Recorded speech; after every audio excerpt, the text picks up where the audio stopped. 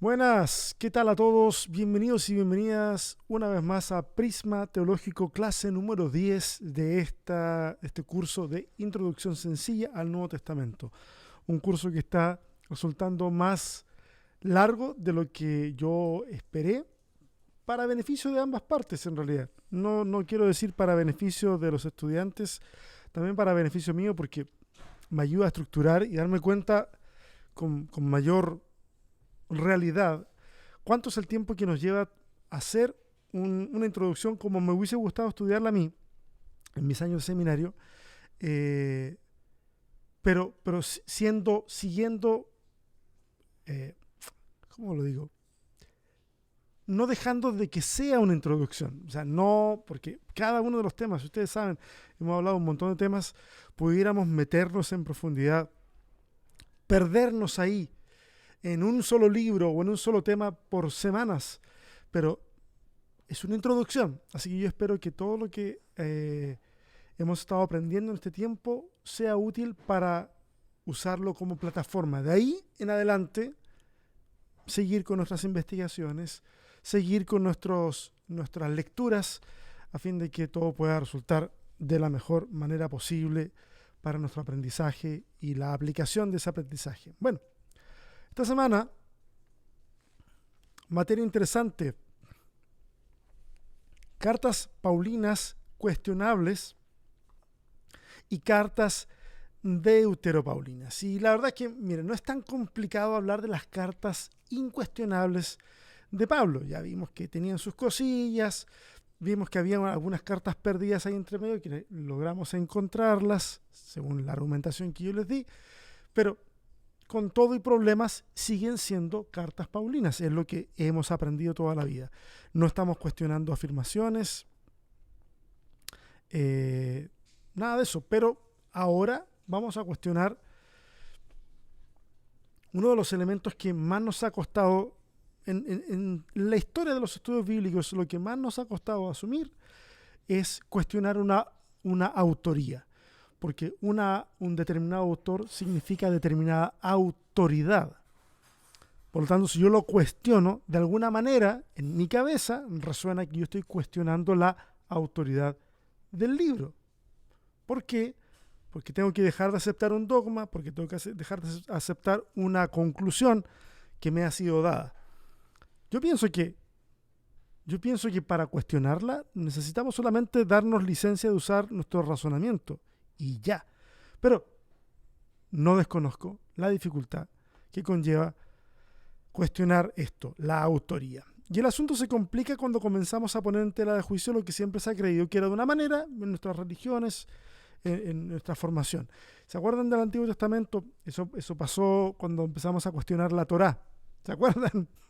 Yo sé que algunos no estuvieron, pero la mayoría estuvo ahí y fue muy interesante, fue muy traumático en algún sentido de la palabra.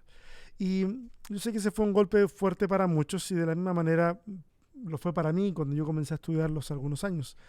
Así que en el caso del Nuevo Testamento, y debido a que nuestras doctrinas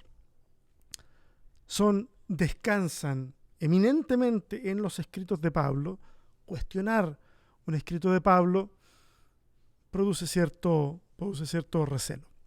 Ok, cuando hablamos de las cartas cuestionables y las abiertamente deuteropaulinas, estamos hablando de las siguientes. Vamos avanzando. Ahí tenemos una de las últimas selfies bueno, no es una selfie, una fotito que le tomaban a Pablo un poquito antes de morir.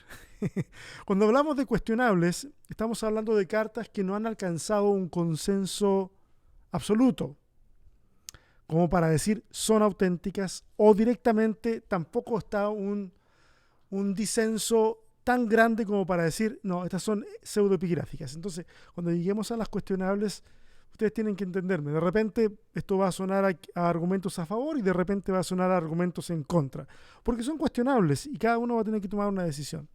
Pero, por ejemplo, por darles algunos datos, hay un erudito del Nuevo Testamento que ya falleció en el 1998.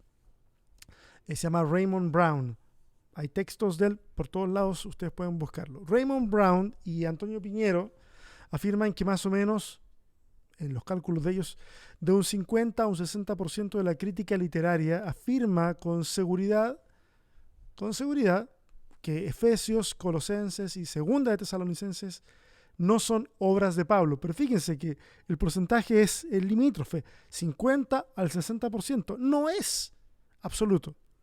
Yo me declaro de las personas que cuestionan esa autoridad y que creen que esas cartas no las escribió Pablo, pero no tiene por qué ser el caso de ustedes. Así que, ahora, no es que si fuera el 60% que afirma esto, no significa que el 40% restante esté afirmando de manera rotunda que las cartas son de Pablo, sino más bien que ellos en su decisión, o sea, ellos han tomado una postura. Reconocen que hay argumentos a favor, reconocen que hay argumentos en contra, pero ellos, al igual que tú, al igual que yo, han tomado una postura. Y está bien, académicamente totalmente respetable. Lo único que no es académicamente respetable es cuando nosotros decimos ¿por qué? Y la respuesta es porque sí. Porque así me lo enseñaron. ¿Por qué dudarlo? Esas son respuestas que pueden servir para alguien, pero académicamente respetables no son. Así que, para el caso de las cartas pastorales que ahí tenemos, 1 y 2 Timoteo, Tito, la balanza se inclina más hacia el 90% de la crítica bíblica, que afirma que son deuteropaulinas, o que afirma que no son escritas por Pablo, que son pseudonímicas. ¿Okay? Y hoy vamos a ver primero el grupo de las deuteropaulinas y luego vamos a ver las cuestionables. Llamamos a este grupito de cartas, ahí está Pablo entregándoles textos, comisión a Timoteo y Tito, ¿no? Interesante, es un mosaico bien bonito. Llamamos cartas pastorales a las cartas que están dedicadas a Tito y a Timoteo. Ambos destinatarios estuvieron íntimamente ligados a la persona de Pablo, fueron compañeros de viaje, compañeros de misión. Pablo llama a Timoteo en 1 Corintios, en el capítulo 4, verso 17, le llama hijo mío. O sea, como muy íntima esa relación. En tanto que a Tito parece que no es tan íntimo, puede ser por diferencias de edad, no sé, por lo que sea, pero de todas formas, en altísima estima. En 2 Corintios también le llama mi hermano, compañero, colaborador. O sea, siempre términos de mucha estima. A estas cartas se les ha llamado pastorales por las temáticas que tienen que ver con el gobierno de las iglesias. Por eso se les ha llamado pastorales. Ahora, esta es una definición que bien podría cuestionarse por considerarse demasiado simplista. Tampoco es que siempre se les haya llamado pastorales. Esa designación tiene como 300 años, no más que eso. O sea, pudiera llamársele de otra forma, pero en este momento, a fin de no añadir más estrés a la clase, porque ya va a tener suficiente estrés, entonces no me voy a meter en ese tema. Vamos a seguir llamándolas pastorales por lo que queda del curso. Y la propuesta de esta clase es señalar las razones por las cuales la crítica bíblica considera a estas tres cartas como cartas deuteropaulinas, es decir, no auténticas del apóstol Pablo, sino de un segundo movimiento dentro de la escuela paulina, en donde discípulos de Pablo habrían escrito. Y esas son razones, ya les dije en su momento, con las cuales yo estoy de acuerdo, pero insisto, no está mal en lo absoluto, no pudiera nunca decir que está mal que ustedes digan, no, yo prefiero seguir viéndolas como cartas auténticamente paulinas, estas son mis razones. O en el caso de la discusión académica, fuera de la discusión académica usted puede decir, prefiero considerar las paulinas porque quiero. Y se acabó la discusión, no hay problema. Ok, vamos a ver entonces algunos argumentos de estas clases, de estas cartas, para ver para qué lado nos vamos. Básicamente el argumento en contra de la autoría paulina recae sobre tres elementos muy sencillos, pero son tres elementos que yo considero que son bastante contundentes, al menos en este caso de las cartas pastorales. El primero de ellos es el tema del estilo literario. Las discrepancias de estilos entre estas cartas tomamos estas cartas y tomamos las que son indiscutiblemente paulinas y vamos a encontrarnos con diferencias de estilo. Me explico. Si bien las diferencias estilísticas, las diferencias de estilo pueden parecer imperceptibles para nosotros porque, una vez más, nosotros leemos en español, el traductor busca que nuestra lectura sea más o menos sencilla, más o menos fácil, no logramos entender las sutilezas que están en el texto griego, pero bueno, por eso las diferencias pueden parecer que son imperceptibles. Los exégetas más dedicados han advertido varias discrepancias en la forma de escribir de este supuesto Pablo en las cartas cuestionables versus las cartas que son incuestionables. Ahora, a mí no me gusta decir simplemente es que nosotros no lo podemos ver porque está en español y para eso tú requieres o yo requiero un conocimiento elevadísimo sobre el griego del Nuevo Testamento y como que queda el argumento tirado en el aire. Entonces, no obstante, yo busqué algo. Si bien tenemos la dificultad para observar estas diferencias, yo encontré una expresión que es fácilmente corroborable en nuestro idioma español.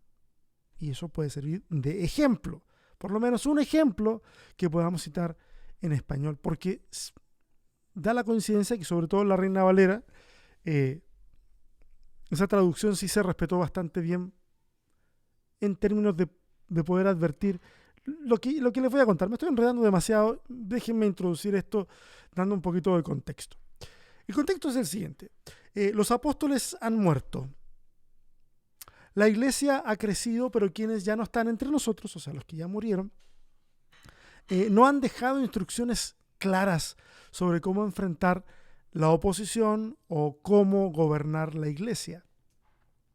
Los sucesores de los apóstoles, en especial los sucesores de la escuela paulina, los seguidores de Pablo, se ven en la necesidad de escribir lo que ellos piensan su maestro habría escrito y de la forma en que su maestro le habría escrito a estos dos discípulos tan cercanos que tenía como Timoteo y como Tito. Ahora, va a ser necesario usar el pensamiento del apóstol y posiblemente algunos fragmentos aislados de cartas que ya se habían perdido en su forma completa, porque esa es otra alternativa, una alternativa más o menos intermedia, para no decir que esto no es paulino. Algunos dicen, al parecer acá hay trozos de diferentes cartas que un redactor final llega y los acomoda. Perfecto, esa puede ser una opción. No es la que tiene más adeptos, pero resulta una interesante opción intermedia. Pero bueno, ¿dónde iba yo? Entonces, no solamente va a haber que usar estos elementos de cartas, a lo mejor y que están por ahí dando vueltas, pedacitos que sobrevivieron del apóstol, sino que además hay que hacer referencia a la tradición para darle fuerza a algunas declaraciones. ¿Cómo hago uso de la tradición para darle fuerza a algunas declaraciones? Tradición, ojo, siempre que hablamos de tradición estamos hablando de que debe haber pasado un tiempo como para que uno hable de tradición. Ahora, para poder hacerlo se va a usar una frase y la frase que se va a utilizar para este efecto será la frase palabra fiel es esta. O más o menos así, dependiendo, hay diferencias en algunas traducciones. Palabra fiel es esta. ¿Qué quiere decir? Algo así como en esto pueden confiar o esta es la forma en que se nos ha enseñado.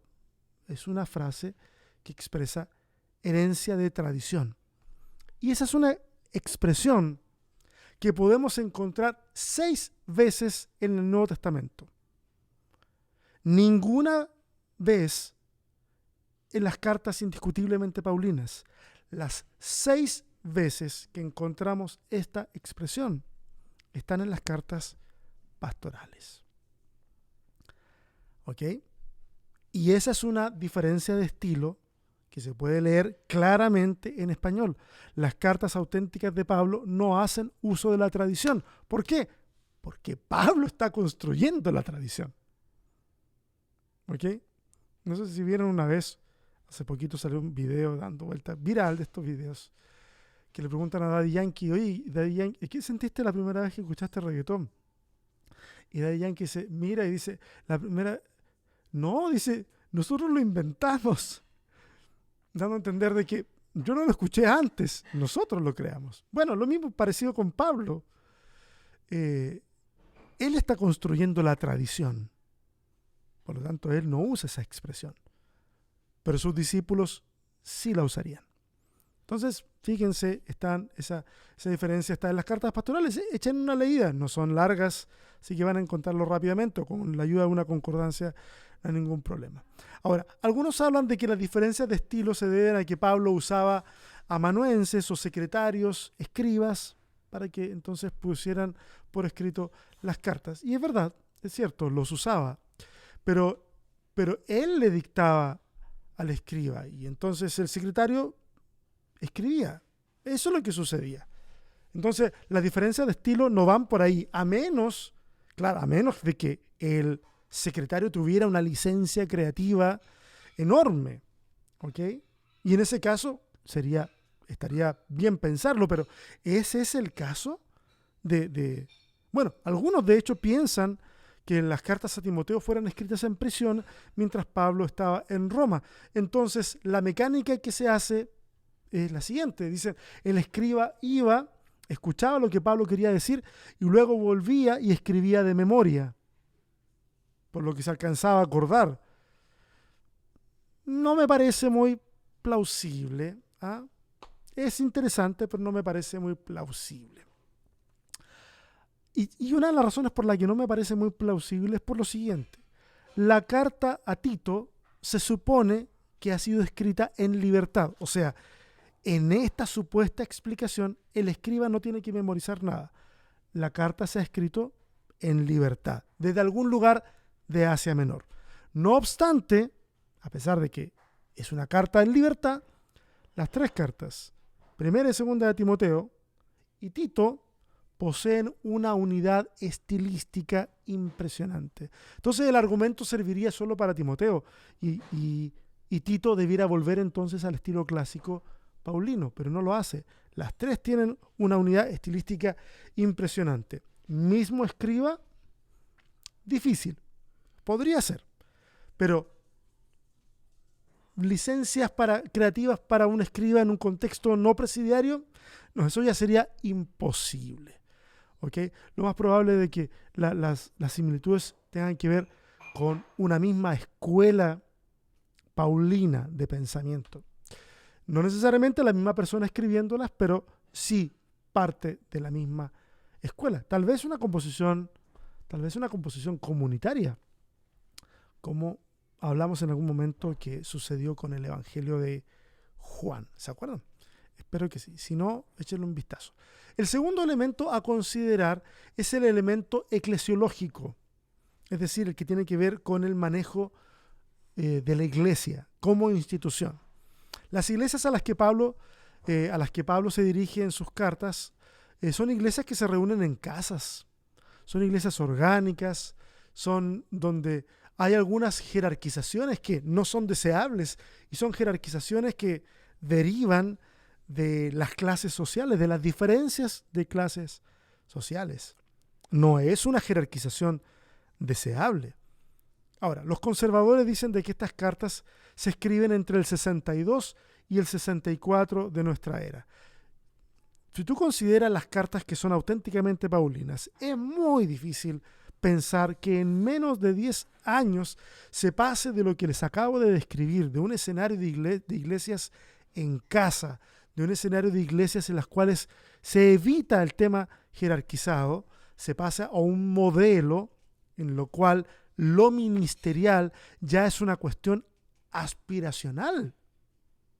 Se aspira al ministerio y se dice que es cosa buena aspirar al ministerio como una meta, como un logro. No sé si me estoy explicando. Y para cubrir esas aspiraciones hay una serie de requisitos que estos obispos, que estos pastores tienen que tener. Ahora, de la lectura de las cartas se deduce que el ser obispo o diácono ya es un cargo de importancia.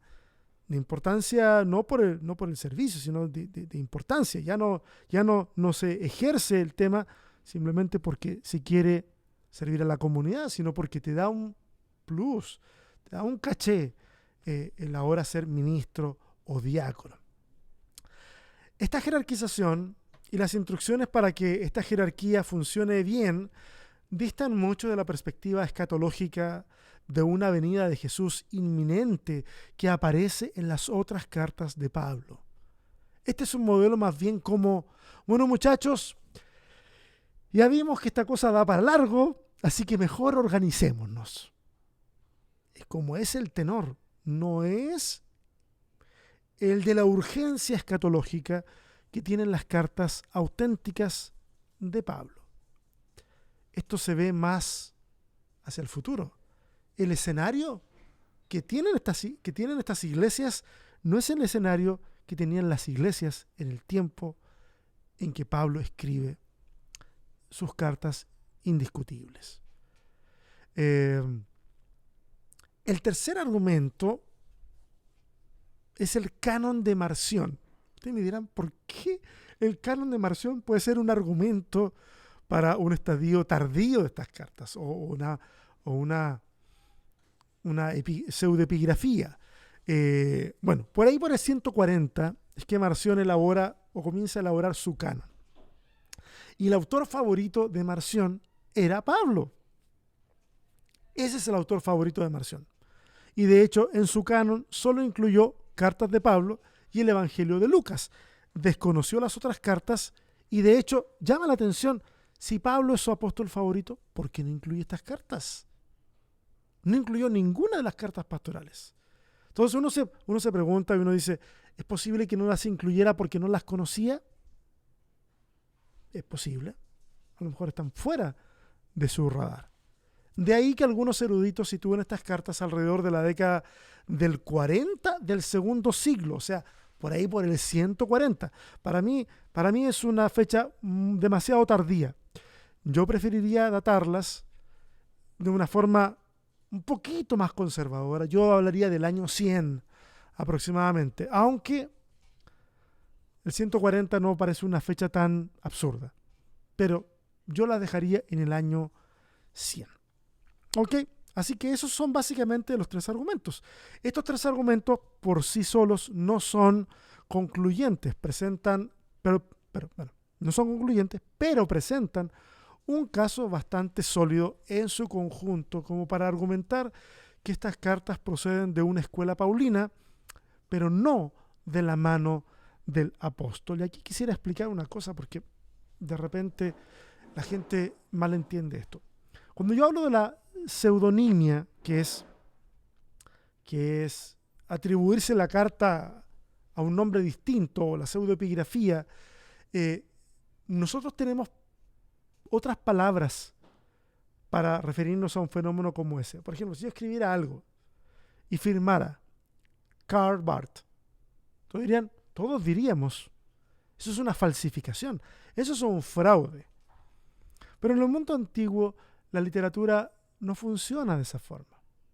En el mundo antiguo, los herederos de una escuela, los seguidores de un maestro, actúan inspirados en la figura de ese líder. Por lo tanto, para ellos no es ningún problema elevar un documento dándole la autoría de quién fue su maestro o de la escuela teológica a la que pertenecen.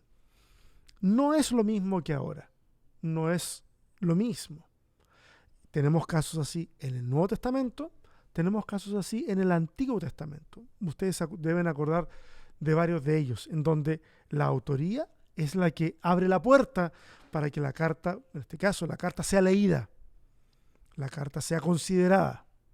Ya habrán otros elementos que una vez leído harán que la carta se sustente por sus propios medios y no ya solamente sobre el nombre de un apóstol. Pero quería explicarles eso porque esto no se trata de gente falsificando documentos y haciéndolos correr maliciosamente. No, es gente que se considera verdadera heredera de la tradición apostólica. Solamente ese era un punto que quería explicar ahí con pantalla completa. Vamos a Segunda de Tesalonicenses. Ok. Y ahora vamos a empezar a revisar las cartas que son cuestionables. Cartas que ofrecen más trabajo si se quiere cuestionar su autoría. Aunque básicamente para este análisis, los derroteros son los mismos. O sea, estilo y vocabulario, conceptos teológicos y algunos elementos que no parezcan calzar con lo que sabemos del apóstol a través de las cartas consideradas incuestionables. Siempre básicamente son los mismos 3 o 4 elementos que se consideran para establecer si son o no son. Y yo quería partir con la carta que para muchos más problemas se entrega de analizar. Insisto, una vez más, las cartas anteriores tienen una buena cantidad de posibilidades de que así sea. De que evidentemente no sean paulinas. Hay elementos bastante de peso. Con las cuestionables ya no es tan así. La evidencia no es tan contundente desde cierto punto de vista. Porque la gente se esfuerza más por contraargumentar. Y eso está bien porque hace que la investigación se mueva a buscar mejores argumentos. Así que no pretendo convencerles, pero creo que aun si ustedes deciden que estas cartas son auténticamente paulinas, aun que lo decidieran así ustedes, creo que los argumentos que les voy a proveer pueden ayudarles a ver las cartas de un modo distinto. Así que en este sentido, yo creo que es ganar. ¿Ok? Ahora, si aceptamos la fecha tradicional de escritura de esta carta, la fecha tradicional de escritura que se le ha dado a 2 Tesalonicenses es entre el 50 y el 52. Es decir, prácticamente meses después de la primera carta. Así como muy encima, muy cortito, es como casi una reacción, pero es muy cortito el espacio entre una carta y la otra. Ponle un año, un año de distancia. Ahora, si esto fuese así, estaríamos presenciando uno de los giros teológicos más impresionantes de la vida de Pablo, producidos en un tiempo brevísimo, muy breve. Ahora, y de ahí me voy a explicar para que entiendan a qué me refiero con eso. Ahora, si por el contrario la carta no pertenece a la pluma de Pablo, sino a uno de sus discípulos, nos va a permitir ver cómo la teología fue evolucionando a fin de volverse relevante para los cristianos de segunda y tercera generación, lo cual también es un ejercicio muy valioso y es al que yo me adscribo, pero cada cual saca sus conclusiones. Veamos entonces cuál es esa gran diferencia teológica que encontramos entre Primera de Tesalonicenses y Segunda de Tesalonicenses. Consideren si son auténticas de Pablo las dos, la diferencia entre una y otra es al menos un año o menos. ¿Ok? Vamos a ver entonces. El gran problema que tenemos aquí es un tema escatológico, es la venida del Señor. En 1 Tesalonicenses 4, versos del 15 al 20, 1 Tesalonicenses 4, versos 15 al capítulo 5, verso 3, que pareciera que fuera un trozo súper grande, pero en realidad es un trozo pequeño, ustedes lo pueden leer ahí. Se nos presentan las siguientes conclusiones. Se nos dicen que la venida del Señor es inminente, o sea, ya, esto pasa ya. Y en segundo lugar se nos habla de que muchos de los receptores de la carta, de hecho, Pablo mismo se incluye, no como receptor, sino también dentro de este grupo de los que estarán vivos para el regreso de Jesús. O sea, estos dos elementos son los que aparecen fuerte, indiscutiblemente en Primera de Tesalonicenses. En Segunda de Tesalonicenses la cosa cambia. Si ustedes leen, y por favor léanlo, no me crean, lean. Segunda de Tesalonicenses capítulo 2, versos del 1 al 4, de ese segmento podemos deducir que, mire, yo les digo que lean, porque si me pongo a leer, les pongo los textos en pantalla, nos pasamos media hora leyendo textos bíblicos que ustedes pueden leer en su casa. Esta clase se hace muy eterna. Por eso que les digo, léanlo ustedes. Bueno, de ese segmento se puede deducir que la venida del Señor no es inminente, que hay que tener mucho cuidado con los alarmistas que andan diciendo de que esto ya pasó o que está a punto de ocurrir. Ojo con los alarmistas. Y número 3, que la verdad que tienen tiempo. Porque, miren, muchachos, antes de que ocurra la venida del Señor, tienen que ocurrir una serie de señales antes. Así que, calma. No es que venga mañana. Eso es un cambio importante. Ahora, ese cambio, tú puedes identificarlo como un cambio en la teología del apóstol, en cuyo caso, bueno, no me quiero meter en cuestiones de inerrancias y cosas por el estilo, pero ahí hay un punto complicado para los inerrantes, que la teología del apóstol cambió, o que estamos en presencia de un mensaje escrito por discípulos del apóstol que le escriben ahora a generaciones que estuvieron un tiempo expectantes a la venida del Señor, pero que se han dado cuenta que eso no ha ocurrido. Si siguen leyendo en 2 Tesalonicenses 13, capítulo siguiente, versos del 10 al 12, podemos deducir dos cosillas ahí. Y al parecer algunos habían dejado de trabajar a la espera de la parusía, a la espera de la venida. Entonces, bueno, es un elemento en realidad nomás. Y el apóstol, más o menos, voy a resumir lo que dice el apóstol, voy a resumirlo en función del contexto y todo. Básicamente les dice, miren, mientras no llegue ese día, aquí todos trabajan. Todos a trabajar. Eso es lo que le está diciendo en esa carta. Es interesante. Cabe chiquitito, cabe en una diapositiva la gran diferencia teológica, pero esta es una gran diferencia teológica. Es como si estuviéramos hablando de dos personas distintas, de dos escritores distintos. Cosa que yo creo, pero no sé si tú lo crees. Otro elemento a considerar es la posibilidad de que la segunda carta a los tesalonicenses sea en realidad una carta corrección de la primera, que habría pretendido reemplazar a la primera. No que Pablo hubiese querido reemplazarla, pero a lo mejor un discípulo de Pablo haber querido reemplazar la primera. ¿Y por qué digo esto? Porque aparte de este tema en el cual son muy diferentes, muy diferentes, el resto de la carta tiene unas similitudes extraordinarias. Entonces, podemos decir, vienen de mano distinta porque hay una teología diferente, lo que acabamos de ver. Y vienen de una mano distinta porque a este escritor le interesó hacer esta corrección y dejó un montón de otras cosas iguales. No le interesa escribir otra carta, le interesa corregir la que ya se mandó. Es una posibilidad. ¿A qué me refiero? Bueno, vamos. Acá tengo algunos ejemplos de similitudes. Por ejemplo, ambas tienen un saludo casi idéntico. Fíjense, los saludos de las cartas de Pablo tienen similitudes, pero son todos muy diferentes en otras áreas. Hay trazos generales que tienen que ver con el estilo, por supuesto. Pero aquí, saludo en 1 Tesalonicenses y saludo en 2 Tesalonicenses son virtualmente iguales.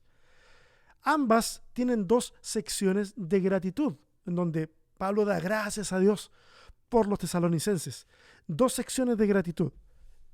Pablo en ninguna de las cartas auténticamente paulinas agrega una segunda instancia de gratitud. Solamente en primera a los tesalonicenses es que aparece ese fenómeno. Por lo tanto, que aparezca de nuevo en 2 de Tesalonicenses da a pensar más bien que la persona que está editando se está basando claramente en el patrón de la primera carta. Ambas cartas también hablan de los trabajos del apóstol, una temática repetida que no habría hecho falta. Pablo no anda repitiendo cosas de forma tan explícita, pero aquí lo hace. Y están las citas, por favor, ustedes revísenlas, por favor. Ambas cartas animan a los destinatarios al trabajo, con distintos énfasis, pero ambas animan a quienes reciben esta carta a que se pongan a trabajar. Y ambas tienen despedidas similares, como para que ustedes le echen un vistazo. Entonces es muy interesante. De hecho, muchos críticos apuntan a esta estructura en donde el inicio es muy parecido y el final es muy parecido, y en medio hay una serie de temáticas que se repiten y se repiten y se repiten, haciendo que las cartas sean virtualmente, no voy a decir idénticas, pero muy similares, con la excepción de este gran tema diferente desde el punto de vista teológico, que es la parusía, la segunda venida. Ahora, existen otras similitudes que son bastante técnicas, pero sé que muchos de ustedes son sedientos de lo técnico. Así que si alguien se quiere echar un clavado en esos detalles, estoy adjuntando junto con la clase un documento en la plataforma para que lo consulten. Lamentablemente el documento está en inglés, no es tan largo, y gracias a la magia del internet, ustedes pueden traducirlo bastante bien al español. Así que yo no quise hacer la traducción al español porque me iba a demandar tener que revisar la traducción. Porque claro, los traductores automáticos sirven muchísimo en un 90%, pero ese 10% puede destruir la traducción. Entonces hay que revisarlo al ojo y no me iba a dar el tiempo. Entonces ustedes háganlo y ahí tienen más detalles técnicos de las similitudes. Y también hay otros argumentos que se han dado para afirmar que la segunda carta no es paulina. No los vamos a ver todos, pero uno de ellos es frecuente, se repite bastante, y es que habla de la diferencia de tono entre ambas cartas. No lo puse aquí porque es un argumento de diferencia. Los que proponen esto dicen que la primera carta a los tesalonicenses es una carta mucho más cercana, más cálida, más de un pastor hacia su grey, pero la segunda carta tiene un tono más distante con las personas que les escribe, y llama mucho la atención de que esa diferencia de tono se dé si ambas cartas, al considerarse paulinas, están tan cercanas. El cambio de tono, yo te admito un cambio de tono cuando le escribo a un amigo hoy, que dejé de verlo hace una semana, y después de 10 años le escribo otra vez, probablemente haya diferencia porque nos hemos distanciado, hemos vivido demasiado separados y hay distancias, pero aquí si admitimos una autoría paulina, es muy cercana, esto hace que se incremente esa distancia. Esa diferencia, perdón. Hay un detalle que personalmente me provoca sospechas en relación a la autoría de Segunda de Tesalonicenses. Es un detalle pequeño y no he visto que muchos autores lo hayan apuntado, pero a mí me llamó la atención desde antes de leer a otro autor, y luego me di cuenta que sí habían otros, pero pocos, no muchos apuntaban a esto. Y es la forma en que termina la carta. Mira, termina así. Puse dos versiones. Puse dos versiones. La primera de la Dios habla hoy, dice: yo, Pablo, les escribo este saludo de mi puño y letra. Así firmo todas mis cartas. Así escribo. La NBI suena un poquito más tosca, o no sé. Pero dice: yo, Pablo, escribo este saludo de mi puño y letra. Esta es la señal distintiva de todas mis cartas. Así escribo yo. Es un poquito tosco, pero tengo que ser honesto con ustedes. Este final puede leerse de dos formas. Yo les dije que en algún momento iba a dar argumentos a favor y otro argumento en contra. Bueno, esto se puede leer de dos formas. Una podría ser la forma de decir, bueno, lo que está escribiendo el apóstol Pablo ahí es para contrarrestar el supuesto escrito que les habría llegado a los tesalonicenses y que era falso. Eso está en 2 Tesalonicenses capítulo 2, verso 2. Échale un vistazo a eso. Hay un alarmismo que ocurrió por ciertas noticias y ciertos escritos. Entonces, es posible, dicen algunos, de que si este escrito es del apóstol, esté tratando de contrarrestar eso. ¿Mm? Pero para mí, en mi sospecha, ¿qué me dicen mis tripas? A mí mis tripas me dicen que esto podría ser un esfuerzo adicional del pseudoepigrafista para darle más autenticidad a la carta.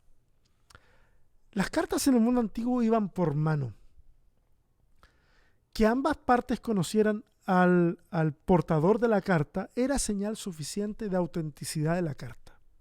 No sé si me explico. Era prueba suficiente de que la carta era enviada por la persona que se suponía la estaba enviando. Suena a ensalada de palabras, pero yo creo que se entendió. A mí me parece mucho esfuerzo. Pero eso ya para mí, bueno, eso es claramente es una opinión, una percepción personal. Ahora, si aceptamos que la carta es seudónima, la carta debió escribirse posterior a la muerte de Pablo, es evidente, y bajo circunstancias de persecución, porque en 2 de Tesalonicenses, capítulo 1, verso 6, y otros pasajes un tanto más oscuros en la misma carta, cuando digo oscuros, me refiero a pasajes que no son, que su interpretación es un poquito menos evidente, a eso me refiero, pero en 2 Tesalonicenses 1.6 es mucho más claro, dan cuenta esos pasajes de que la iglesia estaba sufriendo o había sufrido persecución y le había producido dolor. Por lo tanto, ese dato calza más con las persecuciones que ocurren entre los años 80 y 90. Entonces, por ahí podríamos ponerla. El límite superior, porque siempre se acuerdan que en algún momento hablamos de un límite inferior y un límite superior para establecer una fecha. El límite superior podría ser el 110. No, pero no podría pasar del 110. No podría ser. Porque en el 110, Policarpo escribe una carta a los filipenses y en esa carta cita 2 de Tesalonicenses. Entonces, definitivamente ese sería el techo máximo. Es muy poco, es improbable que haya sido escrita tan cerca de la fecha en que Policarpo la cita. Así que yo me quedaría más o menos ahí 80, 90 como un rango aceptable para esta carta. Ok, nos quedan 2 cartas cuestionables. Vamos por ellas. Colosenses y Efesios. La vamos a ver en ese orden, ¿eh? A pesar de que en la Biblia aparece primero Efesios. No se olviden que la forma en que las cartas paulinas están ordenadas en el texto bíblico no es por orden de composición. El orden de las cartas en el Nuevo Testamento, en nuestro Nuevo Testamento, es por extensión. La más larga primero y la más corta al final. Así están ordenadas las cartas del corpus paulino, ¿eh? A excepción de las cartas que tienen un consecutivo, como por ejemplo 1 Tesalonicenses, 2 Tesalonicenses. Bueno, 2 Tesalonicenses es más corta que 1 Timoteo, debiera ir después, pero como es consecutiva y 1 Tesalonicenses es más larga que la otra, entonces así que ahora me estoy enredando con un montón de cosas. Ya, a esta altura para mí que estoy hablando puras cabezas de pescado, confundiéndolo más. Pero quédense con esto. Las cartas del corpus paulino en el Nuevo Testamento no están ordenadas cronológicamente, sino que están ordenadas por su extensión. Y punto. Ya. Con eso, quédense con eso. Entonces vamos a ver Colosenses primero y Efesios después. Y vamos a ver estas cartas, o yo quiero ver estas cartas en conjunto, así como una mancuerna, porque al parecer estas podrían proceder, no sé si de un mismo autor, es difícil que sea de un mismo autor, pero al menos de una misma escuela. ¿Ok? De hecho, Efesios presenta una secuencia temática basada en Colosenses, pero con un desarrollo teológico más elaborado. Así que tiene mucho sentido la argumentación en torno a estas 2 cartas. Ambas son representantes de un mismo tipo de teología, por eso que les digo que si no es el mismo autor, al menos tiene que ser la misma escuela teológica. Es en ese sentido que yo quisiera hacer mis comentarios sobre estas 2 cartas, Porque mira, uno siempre tiene la tentación cuando uno hace una clase de por qué lado uno se va a ir con la enseñanza. Y sería súper interesante, pero extremadamente interesante investigar sobre Colosas, sobre lo que está pasando ahí. Que a todo esto posiblemente la carta a los colosenses sea una carta a la Odisea.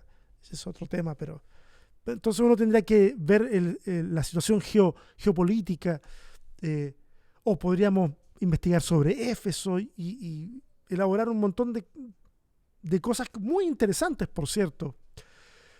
Pero cuando el problema de las cartas, en este caso que yo les voy a hablar, es la autoría, más que todo lo otro, entonces yo prefiero centrarme en los temas de autoría, y ya si ustedes quieren hacer sus investigaciones, por otro lado, hay un montón de elementos que pueden servir para hacer eso. Yo me voy a centrar en los temas de autoría para efectos de esta clase de introducción. No se olviden nunca, esto es introducción. Y bueno, quiero hablarles de la imagen que está ahí. La imagen que vemos ahí, ese Rembrandt, es un retrato de este pintor famoso Rembrandt, que muestra al apóstol Pablo ahí tremendamente afligido una vez que se enteró lo que estamos haciendo con sus cartas aquí en el curso. Entonces está muy preocupado, tiene una cara de mucha angustia. Ok, una vez más, los argumentos para identificar o para refutar una autoría vienen siendo los mismos, básicamente los que hemos hablado antes. Estilo, vocabulario, teología. Va por ese lado. ¿Okay? ¿Me había desenfocado un poquito? Okay. Estilo, vocabulario, teología. Básicamente esas son tres cuestiones fundamentales para establecer autorías. Vamos con la siguiente diapo. Ok, pensé que yo me iba a cubrir el texto, pero qué bueno que no sucedió eso. Voy a leer Colosenses 3, del 1 al 4. Ese sí lo voy a leer porque es súper importante esta parte. Dice, por favor, agárrense, ya que han resucitado con Cristo, busquen las cosas de arriba, donde está Cristo, sentado a la derecha de Dios. Concentren su atención en las cosas de arriba, no en las de la tierra, pues ustedes han muerto y su vida está escondida con Cristo en Dios. Cuando Cristo, que es la vida de ustedes, se manifieste, entonces también ustedes serán manifestados con Él en gloria. Este pasaje de Colosenses es súper interesante. Al parecer, y si le dan un vistazo al capítulo 2, van a ver que hay algunos que han estado contaminando la doctrina de los colosenses, ¿ok? Tratando de meter algunas prácticas que buscan castigar el cuerpo, que quieren meter ahí entre medio el culto a los ángeles. Échenle un vistazo al capítulo 2, está interesante. Y al parecer, hacer todos esos elementos de sacrificio personal y de adoración a los ángeles sería la clave para que entonces ellos, los colosenses, obtuvieran mayores revelaciones o mayores privilegios espirituales. Si ustedes retroceden todavía más en la carta a los colosenses, en el capítulo 1, ustedes van a poder leer lo que dice, van a poder leer que va a decir que en Jesús todo ha sido reconciliado, que lo que está en el cielo, todo lo que está en el cielo y lo que está en la tierra. Y en los versos que acabamos de leer, yo no sé si léanlo de nuevo, pausen el video y léanlo de nuevo, muestra que todo está ganado. No todo manifestado aún en un 100%, pero todo está ganado. Esa gloria aún no se observa en el plano material, pero ellos ya han muerto y han resucitado. Por eso que puse en rojo, ese rojo pálido, estas dos frases. Ya que han resucitado con Cristo y ustedes han muerto. Es interesante. Leamos Romanos. ¿Acaso no saben ustedes que todos los que fuimos bautizados para unirnos con Cristo Jesús, en realidad fuimos bautizados para participar de su muerte? Por tanto, mediante el bautismo fuimos sepultados con Él en su muerte. Hasta ahí todo bien, ¿cierto?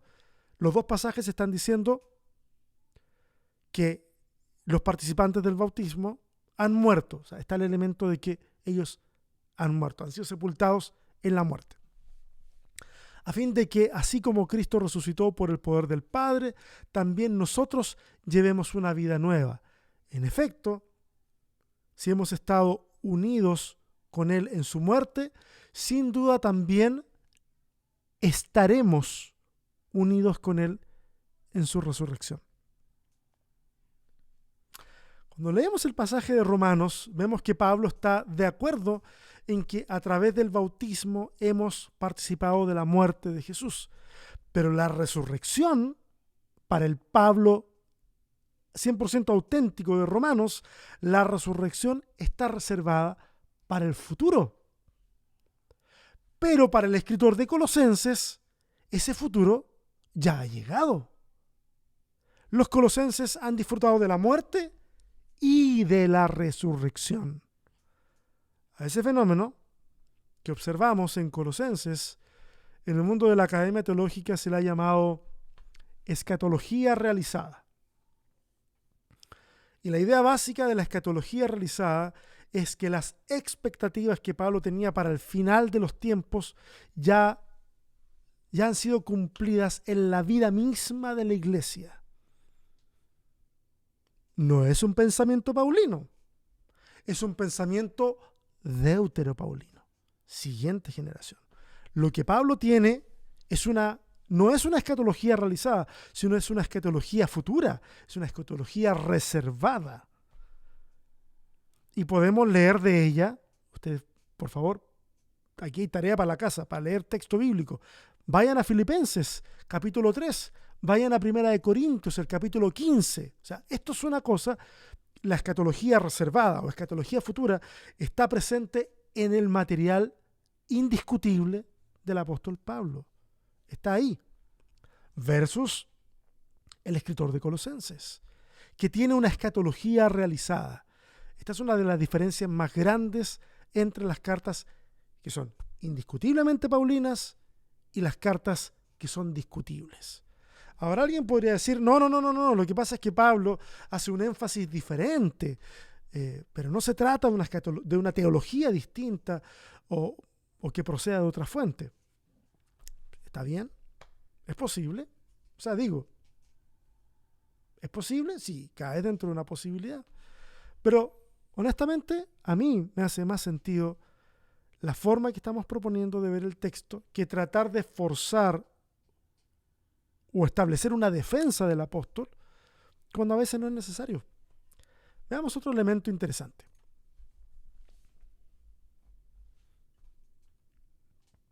Las iglesias de Galacia y de Colosas no son tan diferentes si tomamos en cuenta la ocasión de la lectura. Pero la forma en que se aborda la problemática es totalmente diferente. Esto es parte del argumento del que estoy diciendo yo que Colosenses no lo escribió Pablo. Los Gálatas, ya hablamos de los Gálatas en algunas clases atrás. Los Gálatas estaban siendo seducidos por una corriente judaizante que les exigía guardar ordenanzas, circuncidarse, que se restringieran de ciertos alimentos, etcétera, etcétera. Eso es lo que vemos ahí donde dice Pablo, Gálatas. ¿Y cuál es la respuesta de Pablo? La respuesta de Pablo es: no le añadan nada a la fe. La justificación es por fe, no le añadan nada. Por favor, no le añadan, porque esto es por fe. Esa es la respuesta del apóstol para la problemática en Gálatas. Pero en el caso de Colosas, el escritor de Colosenses observa lo que sucede en Colosas. También está este elemento ahí dando vuelta, medio judaizante, medio místico también. Pero ¿cuál es la respuesta? La respuesta es: oye, ustedes ya poseen todas esas cosas. ¿Para qué quieren circuncidarse? Pues vayan a leer. Ahí Colosenses, la cita que está ahí. Es como si le dijera: ¿para qué quieren circuncidarse ustedes si ya están circuncidados? Es otra perspectiva totalmente distinta. Él les está diciendo, oye, ustedes no necesitan hacer nada para obtener algo, porque ese algo ustedes ya lo tienen. ¿Me explico? Son aproximaciones teológicas totalmente distintas para problemas bastante similares. El apóstol pudo cambiar, claro, siempre es una posibilidad, explicar esto simplemente con el apóstol cambiando de perspectiva. Y porque la verdad que yo no quiero ver, no quiero que ustedes vean de que yo estoy dando argumentos y voy cerrando la puerta detrás de los argumentos que voy dando sin dejar cabida a que puedan haber otras explicaciones. Pueden haberlas. O sea, alguien puede decir, no, lo que pasa es que el apóstol cambió de perspectiva. Ok, si a esa persona le satisface esa postura, está perfecto. A mí no me satisface, no me hace mucha coherencia. A mí me hace mucho más sentido la forma en que lo estamos viendo. Pero todavía nos queda Efesios. Podríamos seguir hablando de Colosenses mucho rato. Pero yo creo de que los elementos que estamos tocando ahora son claves para poder entender de que aquí hay una fractura teológica si queremos sostener que la autoría de todo esto es Paulina. Vamos con Efesios. Aquí corté un pedacito, pero bueno. Déjenme leerle lo que tengo acá arriba. Dice, este poder es la fuerza grandiosa y eficaz que Dios ejerció en Cristo cuando lo resucitó de entre los muertos y lo sentó a su derecha en las regiones celestiales. Okay. Dios resucita al Cristo y ahora está a la derecha en las regiones celestiales. Muy por encima de todo gobierno y autoridad, poder y dominio y de cualquier otro nombre que se invoque, no solo en este mundo, sino también en el venidero. Interesante. Luego nos saltamos ahí en Efesios también, capítulo siguiente, capítulo 2, versos del 6 al 7, dice, y en unión con Cristo Jesús, Dios nos resucitó. ¿Se da cuenta? Nuevamente, escatología realizada. Dios nos resucitó y nos hizo sentar con Él en las regiones celestiales. O sea, esto ya se hizo para mostrar en los tiempos venideros la incomparable riqueza de su gracia que por su bondad derramó sobre nosotros en Cristo Jesús. Okay. Entonces Efesios también tiene esta impronta de escatología realizada, mientras que en Colosenses se le da poquita énfasis a la segunda venida, pero hay algo, se dice algo. O sea, tal vez la porción más clara en Colosenses sea el capítulo 3, el verso 4, o sea, se menciona el tema de la segunda venida. En Efesios, de plano, la escatología realizada llega a su punto más alto. En Efesios no hay segunda venida. En Efesios, todas las promesas que Pablo vislumbró para el futuro, para el que escribe Efesios, esas promesas ya se han cumplido en la iglesia. No me crean. Lean Efesios. Comparen. Para eso les estoy dando citas. En Romanos 5:9 dice, y ahora que hemos sido justificados por su sangre, con cuánta más razón por medio de él seremos salvados del castigo de Dios. Seremos. Está hablando acerca del futuro. Cuando le damos un vistazo a las 7 cartas indiscutiblemente paulinas, podemos notar que hay ciertos detalles y ciertos ritmos y ciertos temas que se repiten constantemente. Por ejemplo, para Pablo, la salvación es futura. Para Pablo, la salvación es futura. La justificación es presente, pero la salvación es futura. Estás justificado, pero la salvación nos aguarda allá, en el futuro. Esa es la postura del apóstol. No sé si me explico.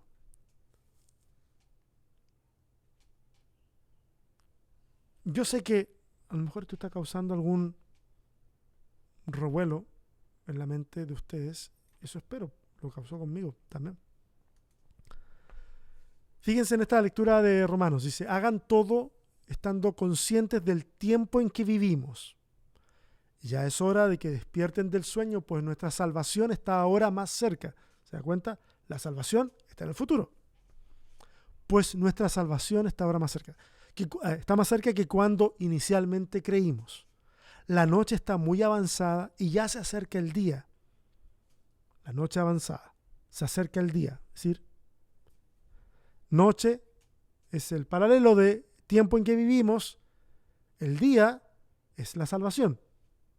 ¿Ok? Futuro. Perdón, aquí no se ve. Futuro. Bueno, aquí, como sea. Por eso, dejemos a un lado las obras de la oscuridad y pongámonos la armadura de la luz. Ahora, para Pablo, cielo y tierra son categorías temporales. Son dos eras. La era presente y la era por venir. Es clásica escatología judía del primer siglo. ¿Ok? La era presente es mala, la era por venir es buena.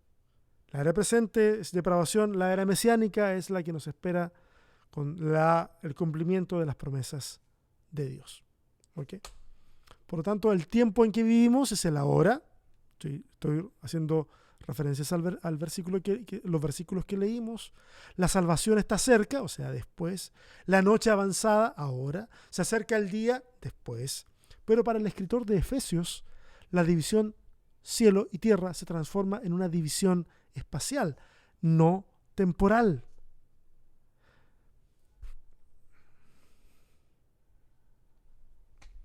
Perdón. Para el escritor de Romanos, el apóstol Pablo, este asunto está aquí. Tú estás acá y vas para acá. Aquí. Aquí estás tú. Uf, me confunde el efecto espejo. Aquí estás tú. Aquí vas a llegar.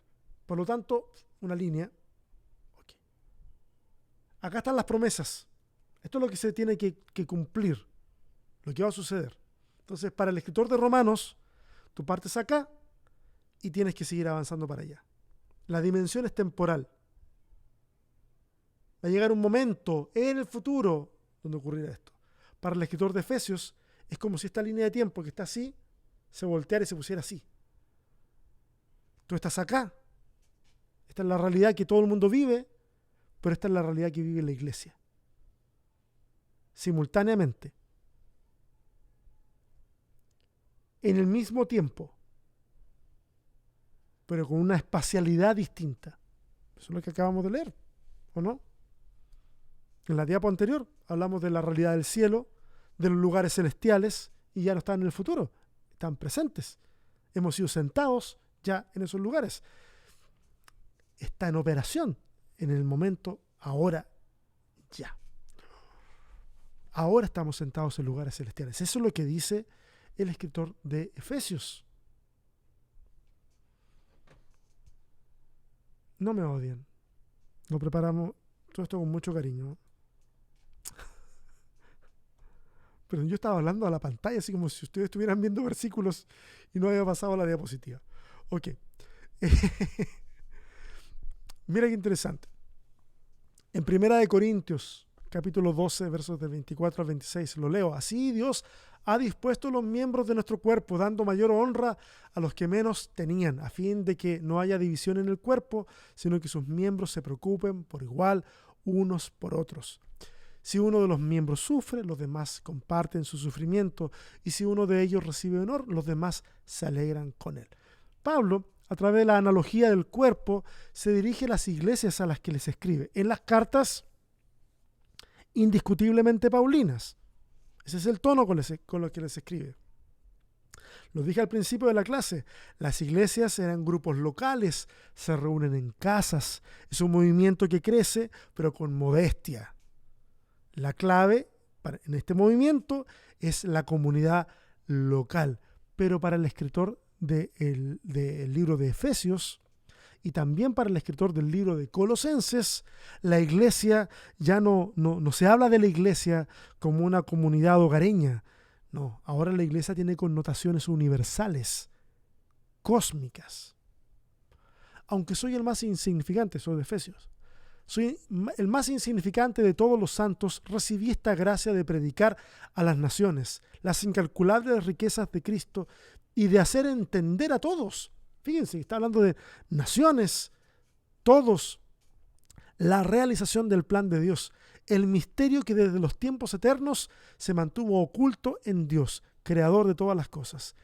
El fin de todo esto es que la sabiduría de Dios en toda su diversidad se dé a conocer ahora por medio de la iglesia a los poderes y autoridades en las regiones celestiales. ¿Se dan cuenta? La descripción que hace Efesios es de una iglesia cósmica. Está curioso, ¿no? Yo lo encuentro bien curioso. Bueno, a estas alturas es bueno mencionar que no sabemos si la carta a los Efesios fue escrita de hecho a una iglesia en Éfeso. ¿Ok? Porque tenemos a manuscritos de altísima calidad. Cuando hablo de manuscritos de altísima calidad, de mucha antigüedad, estoy hablando de manuscritos del siglo III, en donde no se menciona la ciudad de Éfeso en el versículo 1. Mire, fíjense, si yo les tengo aquí los 3 ejemplos. El que siempre se nos ha traducido en nuestra Biblia es el primero. Pablo, apóstol de Cristo Jesús, por la voluntad de Dios, a los santos y fieles de Cristo Jesús que están en Éfeso. ¿Ok? Hay manuscritos que dicen así. Pero hay manuscritos muy antiguos, más antiguos que esos, que dicen: Pablo, apóstol de Cristo Jesús, por la voluntad de Dios, a los santos y fieles en Cristo Jesús. Y hay otros que tienen lo mismo, pero en un punto intermedio, que están en, y hay una cosa en blanco. ¿Ok? Este fenómeno con los manuscritos ha hecho pensar de que esta carta se trató de hecho de una carta circular, una carta que pretendía que circulara por todas las iglesias. En ese sentido, la carta habría sido diseñada, compuesta para satisfacer las necesidades generales de una amplia variedad de iglesias a finales del siglo I. Algunos piensan incluso de que la carta podría haber tenido un sentido propedéutico para las iglesias, a fin de que leyeran esta carta primero y luego leyeran las otras cartas de Pablo. Porque la verdad que es bien interesante el trabajo que se hace en esta carta y al parecer no está dirigida a ninguna en particular. Simplemente se pasaba y cada cual podía poner el nombre de la iglesia en la siguiente copia a la que era enviada. Algo así como las tarjetas que ya vienen con algunas dedicatorias adentro y que algunos flojos solamente firman, o algunos de nosotros le ponemos algunas cositas arriba, otra abajo y la firma ya viene más o menos prediseñada. En fin, interesante tema. Quiero decirles que nos quedan por lo menos 3 clases, porque tenemos que ver las epístolas generales y Apocalipsis, así que eso va a estar bien interesante. Pero antes de terminar la clase, ¿cómo nos va quedando nuestra línea de tiempo con los libros que hasta ahora ya hemos visto? Perdón, este desastre que voy a dejar acá. Así nos va quedando nuestra línea de tiempo. Las cartas indiscutiblemente paulinas están en ese color rojizo. Los evangelios y el libro de los hechos están en ese color celeste. Y las cartas cuestionables y las deuteropaulinas de plano las he puesto en ese verde claro.